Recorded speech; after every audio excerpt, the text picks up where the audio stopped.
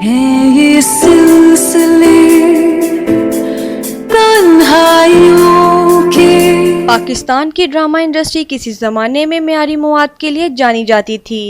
Drama serial ना सिर्फ अपने मुल्क में बल्कि बैरून मुल्क में भी बहुत मशहूर थे। लोगों को इन कहानियों की स्टोरी लाइन बहुत यूनिक लगी, जिसकी वजह से लोगों की जानिब से इन ड्रामों को बहुत मकबूलियत मिली। इस टाइम एक आर्मी ऑफिसर से बात कर रही हैं, सेकंड लेफ्टिनेंट गुलशेर से। नहीं जी, मैं बिल्कुल नहीं भूल रही कि मैं सेकंड लेफ्टिनेंट गुलशेर से बात कर रही हूँ। हम हालिया बरसों में गैर हकीकी और नाखुशगवार मौज़ूआत पर मबनी ड्रामे आम हो रहे हैं। ऐसे ही एक टीम में दो बहनों को एक ही मर्द की मोहब्बत में मुब्तला होते और इसके लिए लड़ते हुए देखा जाना शामिल है। मुतल्लिक कुछ ड्रामे मशहूर भी हुए, मिसाल के तौर पर मात, खामोशी और हाल ही में ख़त्म होने वाले ड्रामे कशफ और जलन वगैरह शामिल हैं। अपने बहनों से अफेयर चलाते हुए शर्म नहीं आई तुम्हें? मेरी नाक के नीचे की चोर सिपाही का खेल खेल रही हो तुम। हदायतकारों के ज़रिए इन मौज़ूआत को बार बार दिखाकर इन्हें आम किया जा रहा है। टेलीविज़न के ड्रामों के ये मौज़ूआत हमारे माशरती और इखलाकी इक़्तिदार को भी नुकसान पहुँचा रहे हैं। सबा कमर जैसे सितारे जिन्होंने इस तरह के स्क्रिप्ट वाले ड्रामा मात में काम किया है, इन्होंने एक निजी मैगज़ीन में इंटरव्यू के दौरान इस मसले की निशानदेही करते हुए कहा कि वो इस तरह के स्क्रिप्ट का इंतखाब कभी नहीं करेंगी जहां दो बहनें सिर्फ एक ही आदमी के लिए अपना रिलेशन ख़राब कर देती हैं। तुम मेरी बहन हो समर, तुम मेरे साथ ये सब कुछ कैसे कर सकते हो? तुम्हारा मंगेतर है तो मेरा भी खाना खाओ।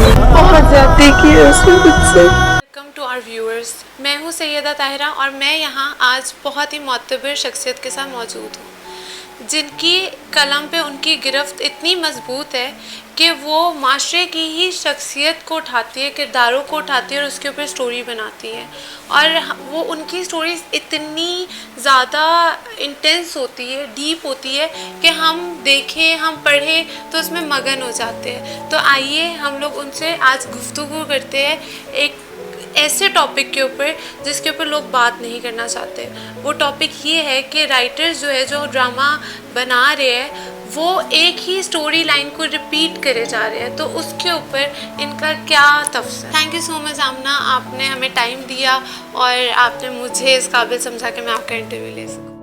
शुक्रिया ताहिरा, ये तो आप लोगों का बड़ापन है कि आप ऐसी बात करते हैं। अदरवाइज़ क्या यहाँ पे सीनियरिटी नहीं होती हमारी फील्ड में, बल्कि किसी भी फील्ड में सीनियरिटी नहीं होती।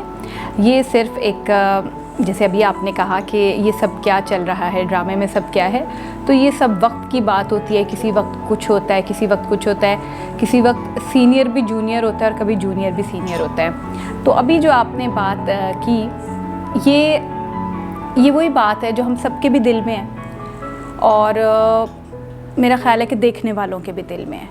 कोई भी शख्स चबाया हुआ निवाला कितनी बार चबाएगा, देखी हुई कहानी कितनी बार देखेगा, सुना हुआ किस्सा कितनी बार सुनेगा। बचपन में आपने नानी दादी से कहानी सुनी होगी, तो वो बार बार वही कहानी सुनने के बाद हम कहा करते थे कि नहीं, नानी अम्मा कोई और कहानी सुनाए। तो अब मसला ये है कि नानी अम्मा ने वही कहानी सुनानी है, नानी बदल जाती है, कहानी वही रहती है। तो उसके पीछे जो बहुत बड़ी एक रीज़न है, उसमें आप ये नहीं कह सकते कि कहानी कहने वाला यही लिखना चाह रहा है। मसला है मास प्रोडक्शन का। आपको पता है कि एक मार्केटिंग आप लोगों ने देखी होगी, पढ़ी होगी कि जब कोई चीज़ इंडस्ट्री बनती है, ये आफ्टर इंडस्ट्रियल रेवोल्यूशन ही हर चीज़, हर फील्ड एक इंडस्ट्री बन गई ना। तो ड्रामा के लिए आपने डेफिनेशन पढ़ी होगी, उसमें क्या कहा जाता है? It's a form of performing arts. तो जब आर्ट की आप बात करते हैं और उसके बाद आप उसको बिज़नेस में ले आते हैं, तो जब उसकी मास प्रोडक्शन होगी तो वो आर्ट तो नहीं रहेगा, फॉर्म ऑफ आर्ट तो नहीं रही, वो कमोडिटी बन गई। और जब कमोडिटी है तो फिर आप देख रहे हैं कि असेंबली प्रोडक्शन भी हो रही है और मास प्रोडक्शन भी हो रही है। तो this is mass production of ideas. Basically कोई एक आइडिया क्लिक कर जाता है, उसकी मार्केट बन जाती है, तो उसको मुख्तलिफ उसमें आप उसको उसकी नंबर 1 भी बनाते हैं और नंबर 2 भी बनाते हैं, नंबर 3 भी बनाते हैं और नंबर 10 तक आप उसकी कॉपी बनाते चले जाते हैं। तो ये सिलसिला यहाँ चल रहा है ना। इसके अंदर आप क्या कहेंगी कि मतलब अगर कोई बंदा अपनी आइडिया को ही चेंज करना चाहे, जैसे मैंने आपके देखा कि हर स्टोरी के अंदर थोड़ा सा डिफरेंट टच होता है। मैंने आखिरी स्टेशन देखा, उसके अंदर 4-5 ख़वातीन ट्रेन के अंदर बैठ के और अपनी अपनी स्टोरी बता रही है। इस तरह हर कहानी के अंदर आपका एक डिफरेंट टच होता है। ये नहीं होता कि अगर सास बहू की कहानी है तो आपकी कहानी अगली भी सास बहू पे ही आएगी, अगर डिवोर्स की कहानी है तो अगली कहानी भी मियाँ बीवी के ताल्लुकात पे आएगी, कुछ ना कुछ मतलब डिफरेंस आता है। एक बीच में पैमरा का भी आपके ऊपर आया था।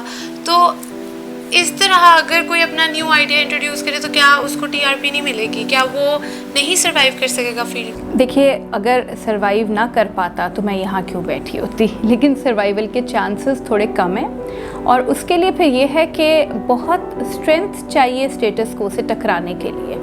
आपको बहुत ग्राउंडेड होना ज़रूरी है स्टेटस को से टकराने के लिए।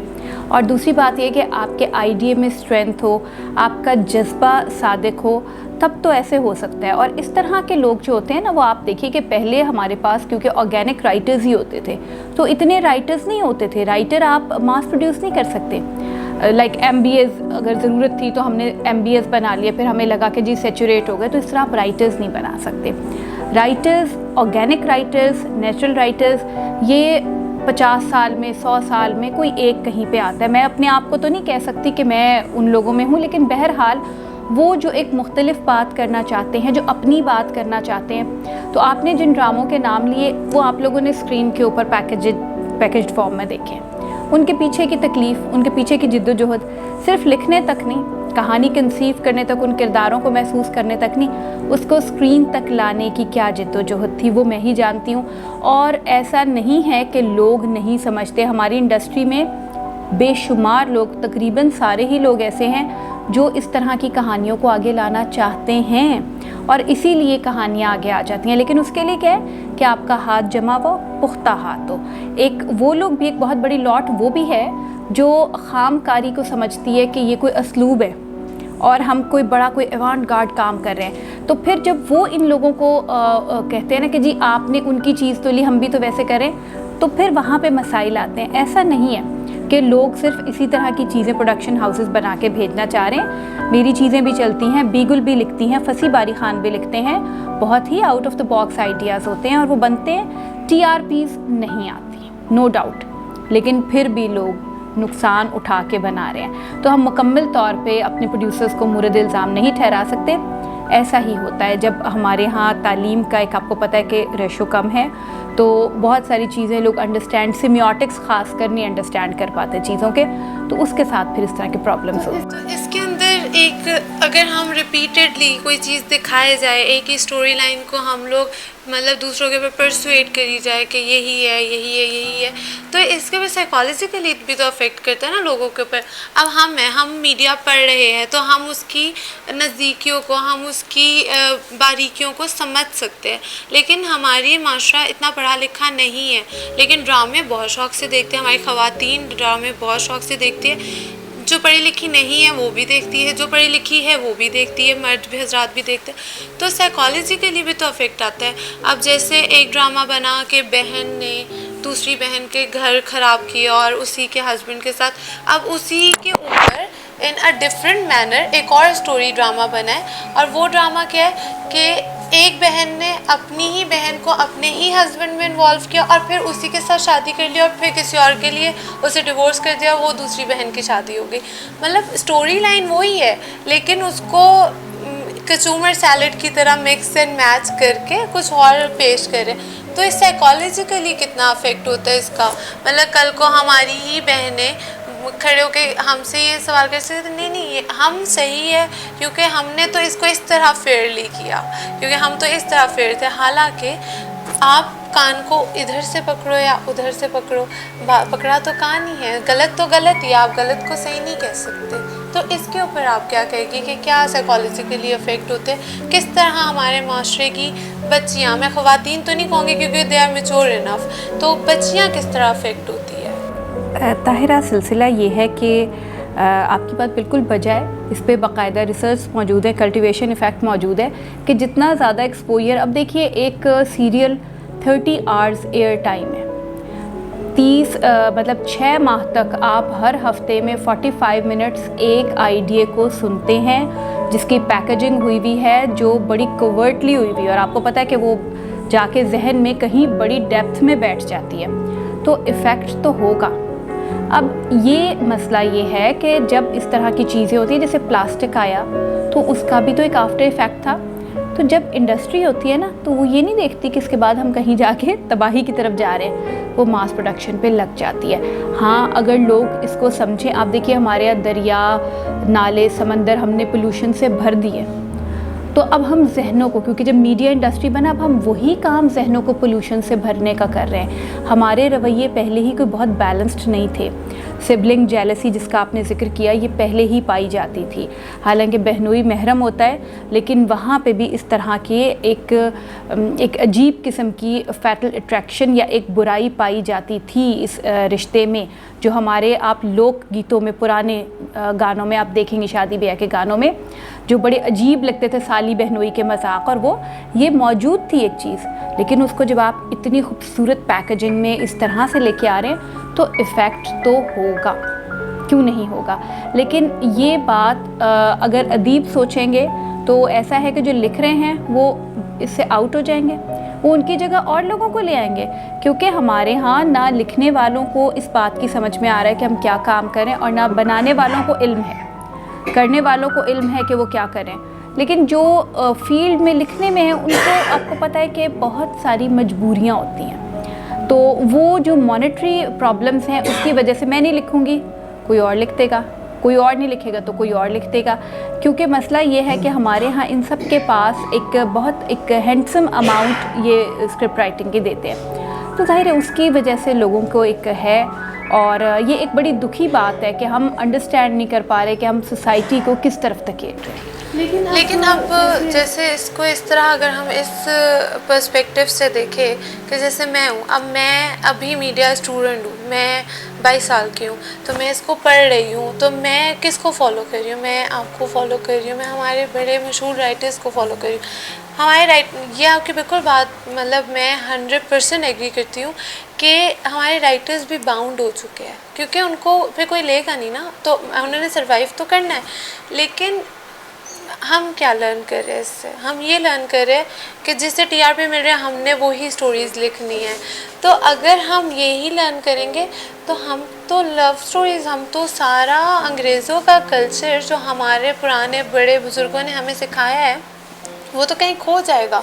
मतलब हम तो लव स्टोरीज़ के अंदर चले गए हैं, हम लोग तो मॉडर्नाइजेशन के अंदर चले गए।